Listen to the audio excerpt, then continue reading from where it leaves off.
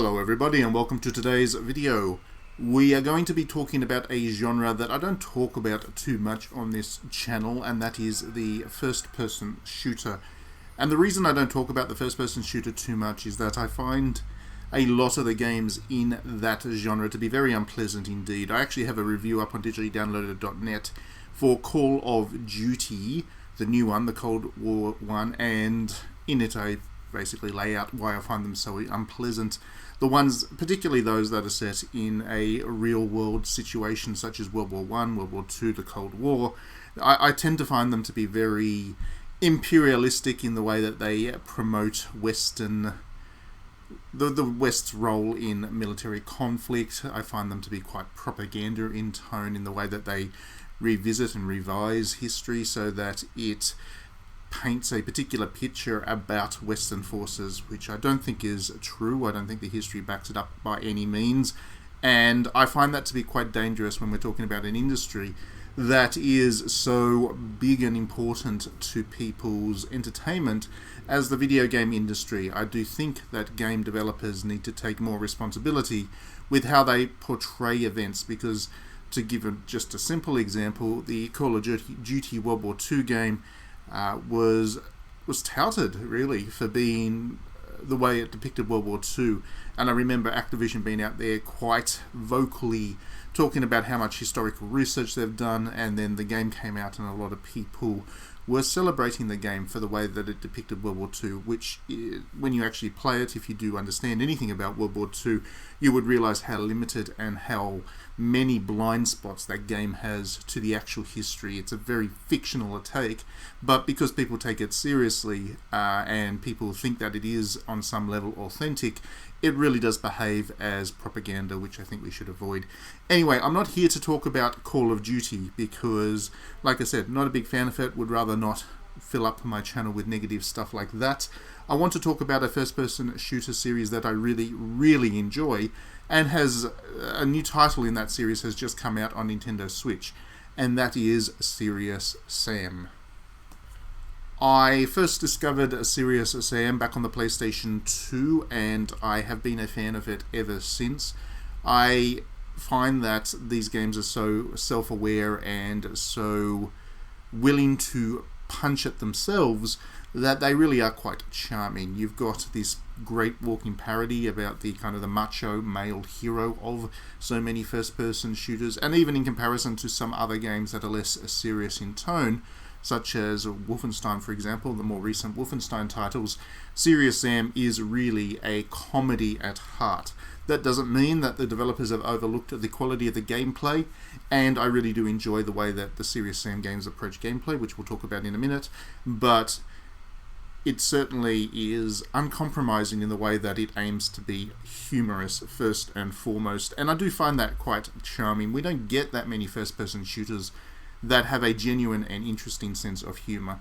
This is a genre that tends to be quite self-important and quite serious in tone, even though the writers that work on these games don't tend to be very good quality. But it is rare that we get one like Serious Sam that is willing to punch at itself a little bit. And I think that's the thing. It's not just a comedy at the expense of everything that you're shooting up. This game is very much a very self-aware comedy that really makes the main character the source of the humour through much of the game. So it's very much poking fun at itself rather than just trying to be funny in general. And that is a distinction that I think is worth noting, because even within the context of first-person shooters that are amusing, this one is in a niche of its own. So to talk about this Nintendo Switch release, it is the Serious Sam Collection. I believe it is also released on other platforms as well, but obviously I have played it on Switch, and I was always going to, because the portability of these games is a big part of their appeal for me, I think, as a collection on the Switch. I'm going to keep coming back to this game quite often in the future because it's just very pick up and play, it's very entertaining, and it's a good way to kill a couple of minutes. You do get a lot of stuff in this collection, like a lot of stuff. It has Serious Sam HD, the first encounter. That's the one I played on PlayStation 2, I believe anyway, from my memory. There's also a Serious Sam HD, the second encounter, and Serious Sam 3 BFE, including as well the Legend of the Beast and Jewel of the Nile expansions. So you get 5 packages, really. You get 3 base games, 2 DLC packages, and that is a lot of content to work through. You also get, obviously, the single-player mode. You get a 4-player local co-op, which is great fun, because these games are very simple in terms of how they are designed, and the way that the shooting mechanics work. It's really just point and shoot. It is a perfect kind of beers and chips multiplayer game experience. There is also a survival mode which you can play for high scores and stuff, so you do get an awful lot of things that you can do above and beyond the base narrative mode. Now, Serious Sam is very run and gun in terms of its gameplay style.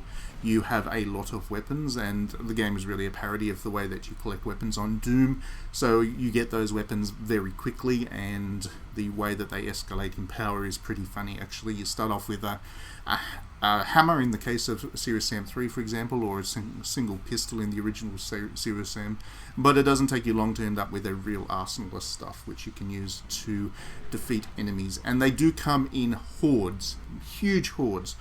The great appeal, I guess, about Serious Sam is the fact that there would be 30, if not more, enemies on the screen at once, and they'll all be shooting at you, and you need to be constantly moving and shooting back if you want to survive. The enemies range from the kind of iconic charging bomb enemies, which are headless alien things that carry 2 bombs, and they just come at you in big hordes, screeching the whole way. I don't know how they screech given they haven't got heads, but they screech the whole way down. If they catch you, they blow up and you die. The game makes fun of those enemies for what they do. They are iconic though to the series. That's kind of the base level enemy, but it runs through a huge range of enemies. It doesn't take you long to start facing off against giant scorpions, skeleton, rhino things that charge at you at great pace, and the range of enemies is really good for making interesting combat situations in hordes. These games, all 3 of them really, they're at their worst when they're quiet, because while they do show interesting level design, and there are plenty of secrets to find in them as well, especially the older ones. They go real old school with their desire to make you comb every inch of the level to try and find every little bit of loot. But that exploration stuff isn't really where the game gets its attitude from, and it's when you run into a new room and then have to square off against a huge horde of enemies that you really get your appeal from these games. So, like I said, run and gun in the very purest sense. We don't get too many games like that anymore. The Doom games are popular today because they do exactly that. These games are a little bit of a more primitive version of that, but the same kind of aesthetic and appeal. Now, in terms of the technical side of things, the Switch port is not perfect. The frame rate stuff is quite noticeable, even to me who doesn't usually notice frame rates. I do notice drops in frame rates on the later games, so Serious Sam 3 in particular has a frame rate that can chug a little bit. The earlier Serious Sam games though, Serious Sam 1 is perfectly smooth, and that's just as well because that's actually my favourite game in the series. So my favourite one is technically perfect, but you do need to be aware that the Switch hardware is not perfect for running that later Serious Sam game. There's also a slight issue when playing the game in handheld, because the Switch controllers are not ideal for first-person shooters. And while Serious Sam is not as much of a problem as some other shooters, because you don't need to worry about the clicks on the joysticks and the kind of precision that a lot of modern military shooters in particular demand. Like, you wouldn't want to play that Call of Duty game that just got released on your Switch if it was there. And thankfully it's not, it doesn't muddy the Switch up, but if it was there you wouldn't want to play it because the controllers are just not ideal for that kind of precision shooting action. But even still, even though Serious Sam is better suited to the Switch controller than some, I still had a little bit of an issue with a couple, especially earlier on, when I just started to play the game. I would lose a couple of lives early on because I was struggling to get the fine control over those controllers. Of course, if you play the Switch in dock mode with a pro controller, then that issue goes away anyway. So, you know, just just be aware that if you're going to play as a pick up and play thing, the Switch Joy-Cons are not perfect for shooters. It's still very playable for the most part though, and you can always turn the difficulty level down just a little bit if you're finding that the controls are getting in the way if you're having some fun. There's some good difficulty levels built into Serious Sam where you can really challenge yourself if that's what you want, or you can have pretty much a cakewalk through the game if you're a more casual shooting fan. And I think that's probably the thing about Serious Sam. I'm obviously not a hardcore fan of shooters, so the fact that this game can appeal to me as a more casual fan is a big deal. It's a big part of the reason that this series in particular is one that I look forward to, even though it is a first-person shooter. Anyway, let me know your own thoughts about Serious Sam if you're a fan, because yeah, I don't run into too many people that talk vocally about this series. It's fun. We had a pretty good boost to the property, I guess, with the Serious Sam 4 that got released earlier in the year. Unfortunately, that's not on Switch, but yeah, this series is always plugged along a little bit under the radar, I think, and hopefully a new audience can discover it on Switch, because I think this collection in particular is a really good way of showing off the real appeal of this series. Please do click that like and subscribe button if you enjoy my videos. That way you won't miss any. There's also a little bell you can click. If you click that bell, then you'll actually get notifications when I publish new videos, so you won't miss anything. Please do also consider backing me on Patreon. It's $1 a month just to join, and that will help me to continue to grow what I'm doing with this channel and everything else I'm doing with digitallydownloaded.net, the visual novels. All of what I'm doing it's directly supported by that Patreon page. So thanks as always for watching. We will see you at the next video. Have a good week.